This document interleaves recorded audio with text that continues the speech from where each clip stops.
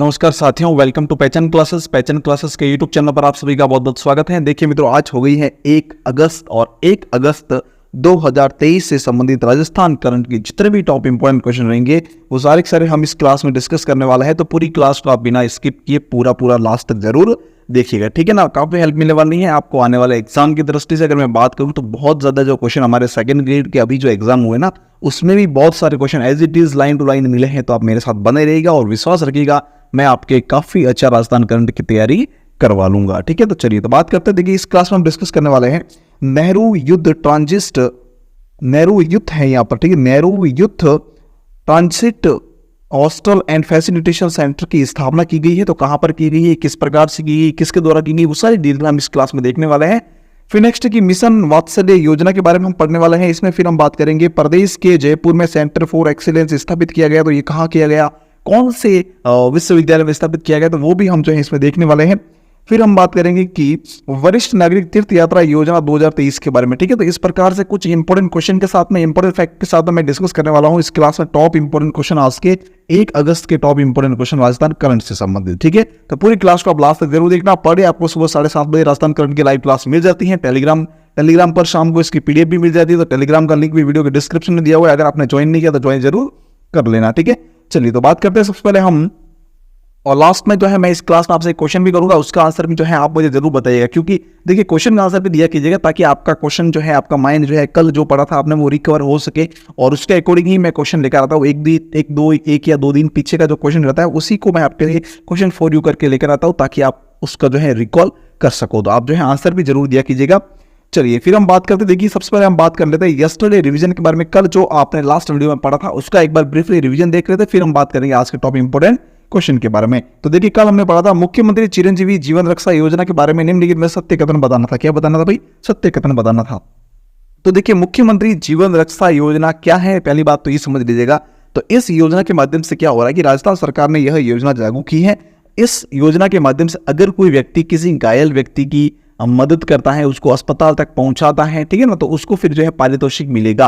अब क्या मिलेगा, कैसे मिलेगा, वो इस पॉइंट के अकॉर्डिंग हम देखते हैं कि जीवन संरक्षण के उद्देश्य से घायलों को अस्पताल पहुंचाने वाले व्यक्ति को 5,000 रुपए और प्रशस्ति पत्र प्रदान करने का प्रावधान इस योजना में किया गया।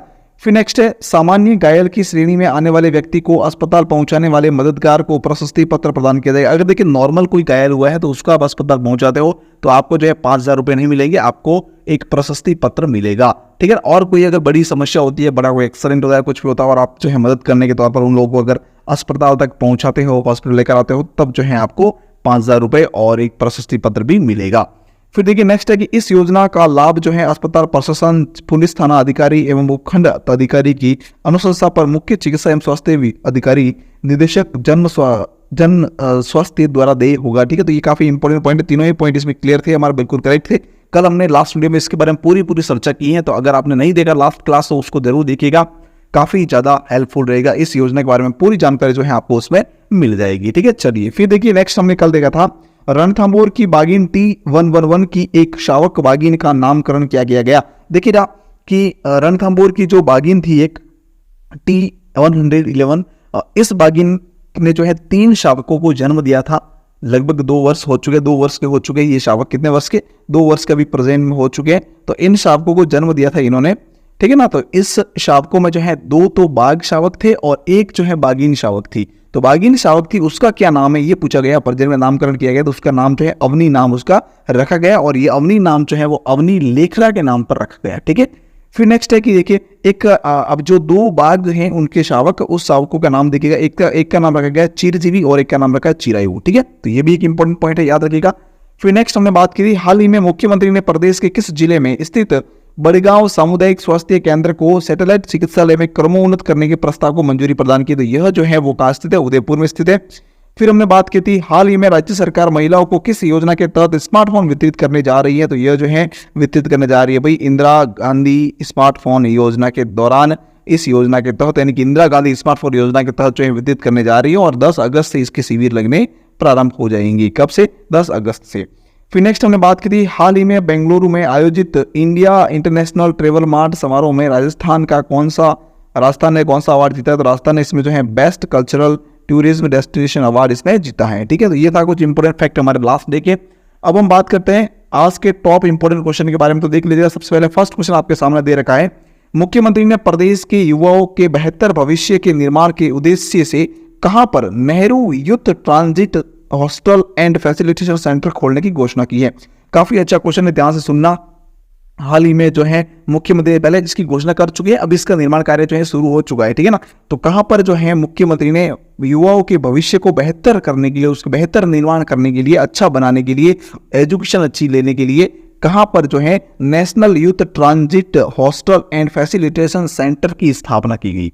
तो ये कहां पर करने की घोषणा की है, तो ये की जा रही है भाई दिल्ली के अंतर्गत। कहां पर? दिल्ली के अंतर्गत जो उदयपुर हाउस बना हुआ है वहां पर इसकी स्थापना की जा रही है, ताकि दिल्ली के अंतर्गत जो भी बच्चे राजस्थान प्रदेश के जो कुछ बच्चे हैं, जो स्टूडेंट जो हैं, वो अगर वहां जाके पढ़ाई कर रहे हैं, कंपटीशन की तैयारी कर रहे हैं, तो उनके लिए जो है ये हॉस्टल बनाया जा रहा है। तो सी ऑप्शन इसका हमारे यहाँ पे बिल्कुल करेक्ट रहेगा, ठीक है। फिर बात करते देखिए और इसके फैक्ट क्या है कि नई दिल्ली में कोचिंग कर रहे युवाओं के ठहरने की निःशुल्क व्यवस्था करने के लिए इस हॉस्टल का निर्माण किया जा रहा है। फिर नेक्स्ट है कि सुरेश कुमार बैरवा जनसंपर्क अधिकारी राजस्थान सरकार द्वारा दिल्ली में प्रतियोगी परीक्षाओं की तैयारी करने वाले प्रदेश के युवाओं के लिए निःशुल्क आवास और भोजन की व्यवस्था की जा रही है। फिर राजस्थान युवा बोर्ड ने नई दिल्ली में Nehru youth transit hostel and facilitation centre में प्रवेश के लिए ऑनलाइन आवेदन मांग लिए हैं। फिर नेक्स्ट इच्छुक व्यक्ति इच्छुक युवक युवती जो है वो 20 अगस्त तक इस वेबसाइट पर के माध्यम से इसमें आवेदन भी कर सकते हैं। फिर है कि मुख्यमंत्री श्री अशोक गहलोत ने प्रदेश के युवाओं के बेहतर भविष्य के निर्माण के उद्देश्य से दिल्ली में 330 करोड़ रुपए की लागत से Nehru youth hostel and facilitation centre खोलने की घोषणा की थी भाई।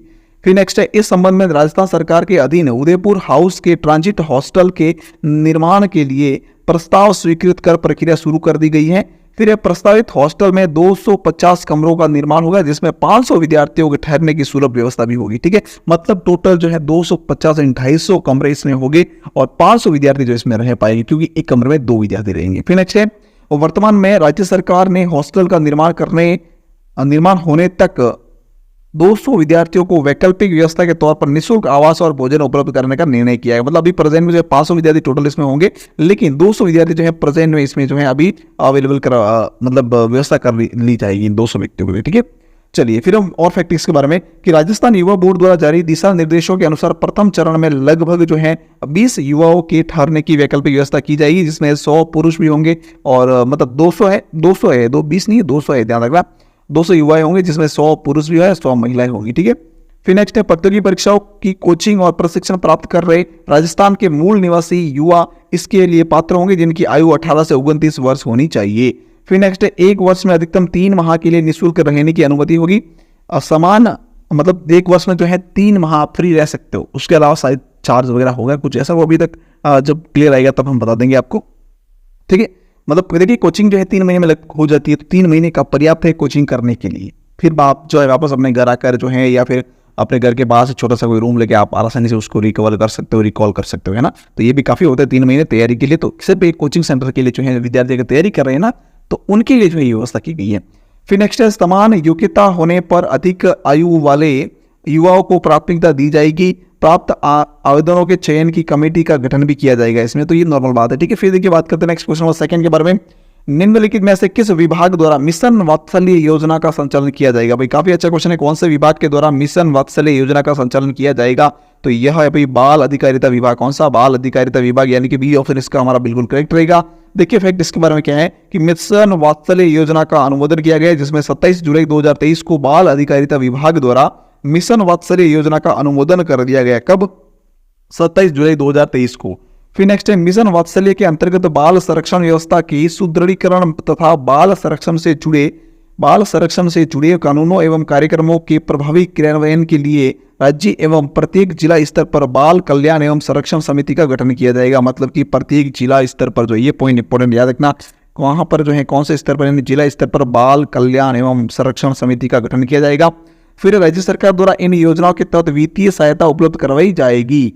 फिर नेक्स्ट क्वेश्चन नंबर 3 लिखा हुआ आपके सामने स्क्रीन पर है, देखिए ध्यान से कि वरिष्ठ नागरिक तीर्थ यात्रा योजना 2023 के तहत पशुपतिनाथ मंदिर के दर्शन हेतु देव स्थान विभाग ने निम्न में से किसके साथ में एमओयू किया है? ये भी काफी अच्छा क्वेश्चन है, याद रखिएगा, एग्जाम की दृष्टि से इंपॉर्टेंट बनता है कि वरिष्ठ नागरिक तीर्थ यात्रा योजना 2023 के तहत पशुपतिनाथ मंदिर दर्शन हेतु देव स्थान विभाग ने निम्न में से किसके साथ में जो है एमओयू किया है? तो देव स्थान विभाग ने जो है IRCTC के साथ में जो है समझौता किया है, यानी कि यहाँ पे बी ऑप्शन इसका हमारा बिल्कुल करेक्ट रहेगा। बाकी देखिए फैक्ट इसमें क्या है, और एक चीज याद रखिएगा, ये जो वरिष्ठ नागरिक तीर्थ यात्रा है, इसके माध्यम से क्या होता है, जो वरिष्ठ नागरिक है उनको तीर्थ यात्रा करवाई जा रही है फ्री में राजस्थान सरकार के द्वारा। ठीक है, चलिए अब जो है 40,000 लगभग, जब इसकी शुरुआत की गई थी 2022 में शायद, तो तब जो है लगभग 41,000 युवा क्या वरिष्ठ नागरिकों जो है इसमें तीर्थ यात्रा करवाई गई थी। अभी प्रेजेंट में जो है 40,000 युवा वरिष्ठ नागरिक को जो है यात्रा करवाई जा रही है।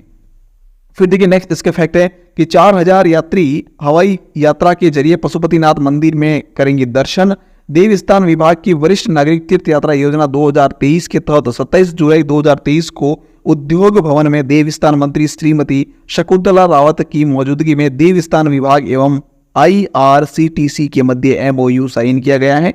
इस MOU के साइन होने से 28 जुलाई 2023 से नेपाल के काठमांडू में पशुपतिनाथ मंदिर के दर्शन हेतु जाने वाले वरिष्ठ नागरिक तीर्थ नागरिकों को सुविधाएं मुहैया कराई जाएगी। मतलब कि ये कहाँ जाएंगे, पशुपतिनाथ मंदिर कहाँ पर है, नेपाल के काठमांडू में स्थित जो पशुपतिनाथ मंदिर है वहां पर इनके दर्शन करवाए जाएंगे। फिर नेक्स्ट है कि जयपुर से दिल्ली की यात्रा IRCTC के जरिए बस से संपन्न होगी। दिल्ली में इंदिरा गांधी अंतर्राष्ट्रीय हवाई अड्डे से वरिष्ठ नागरिक अपनी हवाई यात्रा शुरू करेंगे और काठमांडू पहुंचकर पशुपतिनाथ मंदिर के दर्शन भी करेंगे। मतलब इसकी ये व्यवस्था की गई है, पहले जो है ये IRCTC के जरिए जो है बस से संपन्न होगी दिल्ली तक, जयपुर से दिल्ली तक इसमें बस के द्वारा जाएंगे। फिर दिल्ली से जो है इनको इंदिरा गांधी अंतर्राष्ट्रीय हवाई अड्डे से वरिष्ठ नागरिक तीर्थ यात्रा जो है करवाई शुरू कर दी जाएगी। वहां से जो है वो फिर सीधे ही हवाई अड्डे के अंतर्गत से जो है प्लेन में बैठकर सीधे कहाँ जाएंगे, काठमांडू जाएंगे। काठमांडू कहाँ, नेपाल के अंतर्गत जाके पशुपतिनाथ का मंदिर है।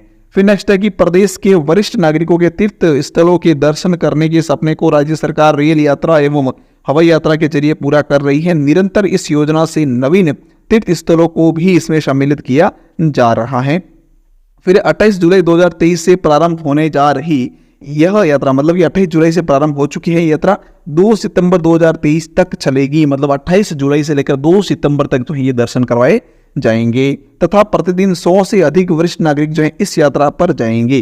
फिर नेक्स्ट है कि 28 जुलाई 2023 को श्री गंगानगर जिले के 100 यात्री पशुपतिनाथ जो है उनके मंदिर दर्शन के लिए वहां पर काठमांडू जाएंगे। 28 जुलाई को।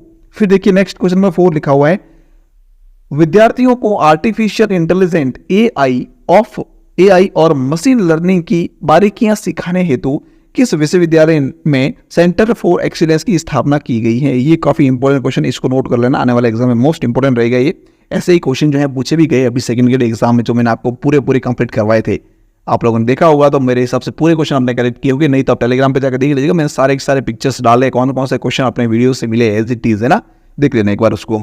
फिर इस क्वेश्चन देखिएगा, विद्यार्थियों को आर्टिफिशियल इंटेलिजेंस और मशीन लर्निंग की बारीकियां सिखाने के लिए किस विश्वविद्यालय में सेंटर फॉर एक्सीलेंस की स्थापना की जाएगी। तो यह जो है हरिदेव जोशी पत्रकारिता एवं जनसंचार विश्वविद्यालय जयपुर के अंतर्गत स्थापित किया जाएगा, यानी कि यहाँ पे ये ऑप्शन हमारा बिल्कुल इसका सही रहेगा। देखिए फैक्ट इसका क्या है, और हरिदेव जोशी पत्रकारिता और जनसंचार विश्वविद्यालय में सेंटर ऑफ एक्सीलेंस का उद्घाटन होगा। देखिए हरिदेव जोशी विश्वविद्यालय के संबंधित जो है अभी ये क्वेश्चन आया हुआ सेकंड ग्रेड एग्जाम में, अभी जस्ट निकला है 30 जुलाई को। फिर नेक्स्ट है हरिदेव जोशी पत्रकारिता और जनसंचार विश्वविद्यालय में विद्यार्थी अब अत्यधिक कंप्यूटर्स की मदद से आर्टिफिशियल इंटेलिजेंस और मशीन लर्निंग की बारीकियां सीख पाएंगे, क्योंकि यहाँ पर जो है इंटेलिजेंट की स्थापना की जा रही है।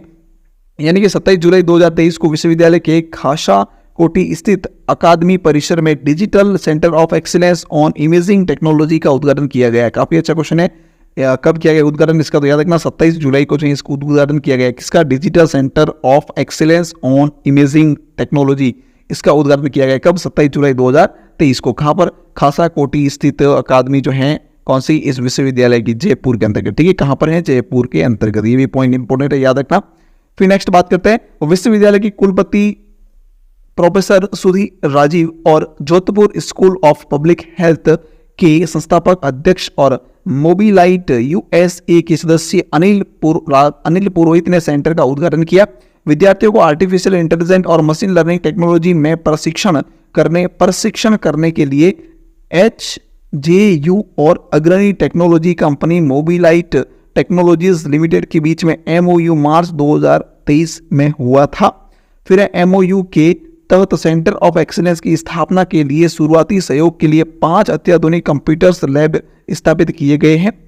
फिर सूचनाएं जुटाने से लेकर उनको प्रस्तुत करने तक मीडिया कर्मी AI का उपयोग कर रहे हैं। ऐसे में मीडिया कर्मियों की भावी पीढ़ी को AI और मशीन लर्निंग के ज्ञान से वंचित किया जा सकता है, नहीं किया जा सकता है, ये पॉइंट है। ठीक है, चलिए, और इसके फैक्ट थे पूरे कमेंट हो चुके। अब देखिए बात करते हैं क्वेश्चन नंबर 5 के बारे में। क्या है क्वेश्चन नंबर 5? लास्ट क्वेश्चन है, ध्यान से देखिएगा। Rajasthan state open shooting championship में 50 मीटर राइफल में किस खिलाड़ी ने स्वर्ण व रजत पदक जीता है? भाई तो ये जीता है दीपेंद्र सिंह शेखावत ने, यानी कि बी ऑप्शन इसका बिल्कुल करेक्ट रहेगा। ऑप्शन आपके सामने है, दीपेंद्र सिंह शेखावत। फिर next, Rajasthan state open shooting championship में 50 metre rifle prone open side में सीकर के विख्यात निशानेबाज दीपेंद्र सिंह शेखावत ने गोल्ड मेडल भी इसमें जीता है। फिर उन्होंने 50 metre three position open side में सिल्वर मेडल जीता है। पिछले साल भी दोनों इवेंट में इन्होंने दीपेंद्र सिंह ने जो है स्वर्ण पदक जीते थे। तो ये था इंपॉर्टेंट फैक्ट। अब हम बात करते हैं answer of the last question. कल का जो वीडियो था उसमें जो मैंने आपसे क्वेश्चन किया था उसका क्या आंसर, ध्यान से देखिएगा। राजस्थान के किस जिले में स्थित नेवटा और कानोटा बांधों को इको एडवेंचर टूरिज्म साइट के रूप में विकसित किया जाएगा? तो यह जयपुर के अंतर्गत स्थित है, यानी कि ए ऑप्शन इसका हमारा बिल्कुल करेक्ट होगा। फिर नेक्स्ट क्वेश्चन फॉर यू, आपके लिए क्वेश्चन है, इसका आंसर आपको मुझे कमेंट बॉक्स में बताना। काफी इंपॉर्टेंट क्वेश्चन है, बहुत ही शानदार क्वेश्चन है, ध्यान से देखिएगा। मुख्यमंत्री लोक कलाकार प्रोत्साहन योजना के तहत, इस योजना के तहत लोक कलाकारों को प्रति परिवार प्रतिवर्ष कितने दिवस राज्य के उत्सव, सरकारी योजनाओं के प्रचार प्रसार एवं शिक्षा संस्थानों में कला प्रदर्शन के अवसर प्रदान करने का प्रावधान किया गया है? तो 50 दिवस, 100 दिवस, 125 या 150 दिवस है। तो जो भी आंसर रहेगा आपको मुझे इसका कमेंट बॉक्स में आंसर बताना है। ठीक है, चलिए अब हम बढ़ते हैं आगे। अब बात करते हैं राजस्थान करंट रिवीजन डोज में। तो क्या है इसमें खास ध्यान से देखिएगा। लास्ट कुछ जो मंथ है, 1-2 मंथ, उन्हीं में से मैंने ये करंट रिवीजन डोज आपको साथ में लेना शुरू किया है ताकि उसका भी रिवीजन आपके साथ में चलता रहे। फिर नेक्स्ट है वरिष्ठ, देखिए इसमें क्या है, वरिष्ठ नागरिक तीर्थ यात्रा योजना की शुरुआत कब हुई थी? तो अगस्त 2013 में इसकी शुरुआत हुई थी। ठीक है, फिर नेक्स्ट है राजस्थान के किस जिले में जवाहर कला केंद्र जयपुर की तर्ज पर कल्चरल लैब बनेगा? तो ये क्लब जो है बनेगा बीकानेर के अंतर्गत। फिर centre for science and environment की सालाना report state of India's environment in figures 2023 में राजस्थान का कौन सा स्थान मिला है? तो राजस्थान को इसमें 29वां स्थान मिला है, 29 है ना। नेक्स्ट है स्वच्छ भारत मिशन 2 के तहत राज्य का पहला वेस्ट वाटर ट्रीटमेंट प्लांट किस जिले में लगाया जाएगा? तो ये जोधपुर के अंतर्गत लगेगा। फिर हम बात करते हैं RBSC के दोस्त के बारे में। तो क्या है इसमें खास ध्यान से देखिएगा। 2011 की जनगणना के अनुसार राजस्थान की पुरुष साक्षरता कितनी है? तो वो है 79.19%। नेक्स्ट है राजस्थान में सड़कों की न्यूनतम लंबाई कहाँ है? तो न्यूनतम धौलपुर में, ज्यादातर कहाँ है? जोधपुर के अंदर। ज्यादातर कहाँ है? जोधपुर के अंदर। न्यूनतम कहाँ है? धौलपुर में। नेक्स्ट है राज्य का एकमात्र अंतर्राष्ट्रीय हवाई अड्डा सांगानेर हवाई अड्डा कहाँ पर स्थित है? ये जयपुर में स्थित है। फिर राजस्थान में पहली रेलगाड़ी जयपुर रियासत में, कहाँ पर? जयपुर रियासत के अंतर्गत जो है आगरा पोर्ट से बांदीकुई के बीच तक चली थी। ये कब चली थी? तो याद रखना अप्रैल 1874 के अंतर्गत चली थी। ठीक है, चलिए पूरी क्लास हमारी कंप्लीट हो चुकी है। इसकी पीडीएफ आपको टेलीग्राम पर शाम तक अवेलेबल हो जाएगी और इसके अलावा आपके इसके क्यूज भी जो है शाम तक टेलीग्राम पर मिल जाएगा। तो टेलीग्राम को ज्वाइन नहीं किया तो ज्वाइन कर लेना, वीडियो के डिस्क्रिप्शन में टेलीग्राम का लिंक भी दिया हो तो टेलीग्राम को ज्वाइन जरूर कर लीजिएगा। ठीक है, चलिए थैंक यू सो मच। अब तक अपने यूट्यूब चैनल पहचान क्लासेस को सब्सक्राइब नहीं किया तो सब्सक्राइब कर लीजिएगा, काफी हेल्प मिलेगी। सेकंड ग्रेड में बहुत सारे क्वेश्चन आए, मैं फिर से बता रहा हूँ, सेकंड ग्रेड में बहुत सारे क्वेश्चन हमारे इस वीडियो से क्लासेस से मिले हैं। तो आप जो है विश्वास रखिएगा और पर डे जो है क्लास देखते रहिएगा ताकि आपके लिए काफी ज्यादा बेनिफिट रहे। ठीक है, चलिए थैंक यू सो मच। पूरी क्लास देखने के लिए आपका बहुत बहुत धन्यवाद।